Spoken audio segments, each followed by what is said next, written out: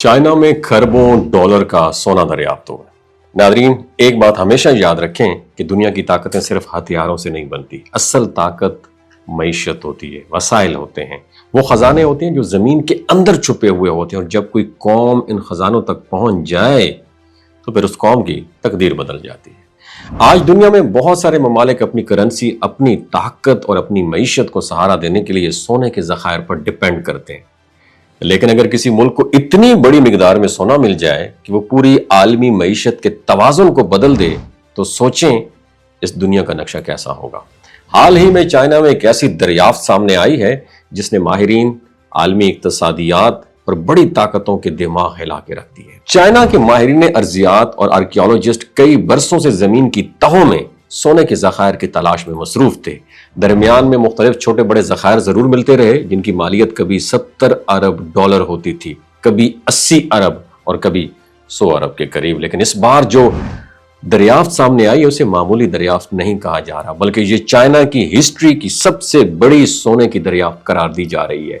माहिरीन का अंदाजा है इस नए दरियाफ्त शुदा सोने की मालियत खरबों डॉलर्स में हो सकती है। इब्तदाई तहकीकाती रिपोर्ट्स के मुताबिक इसकी कदर 3 से 4 हजार अरब डॉलर नहीं, बल्कि मुमकिना तौर पर फ्यूचर में यह जखीरा 10,000 अरब डॉलर या इससे भी कहीं ज्यादा साबित हो सकता है।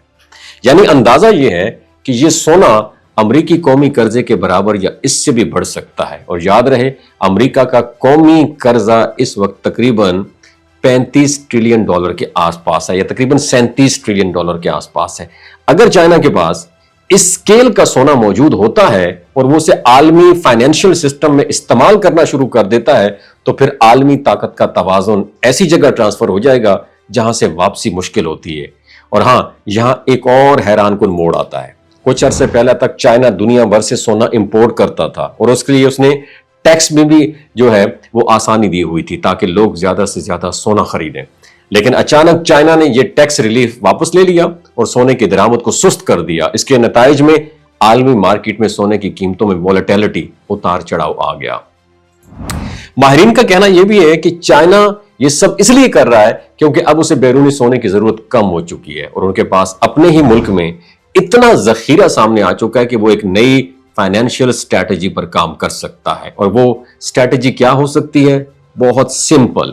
चाइना अपने सेंट्रल रिजर्व्स अमेरिकी डॉलर्स के बजाय सोने पर मुंतकिल कर देगा, और इसका मतलब यह होगा कि चाइना अपनी करेंसी यानी युआन को सोने के ज़खायर से बैक करना शुरू कर देगा। जब एक मुल्क अपनी करेंसी को हकीकी सोने से मजबूत करता है तो उसकी करेंसी की कदर और असर रसूख कई गुना बढ़ जाती है। और जैसे ये मरहला शुरू हुआ, समझ लें कि अमेरिकी डॉलर की आलमी हुक्मरानी हिरना शुरू हो जाएगी। और ये मामला सिर्फ सोने का नहीं है मेरी जान, ये मुस्तकबिल की आलमी ताकत का खेल है। अगर चाइना ये कदम कामयाबी से उठा लेता है तो वो ना सिर्फ सुपर पावर बन जाएगा, बल्कि आने वाले दौर में आलमी मईशत के फैसले कहां होंगे?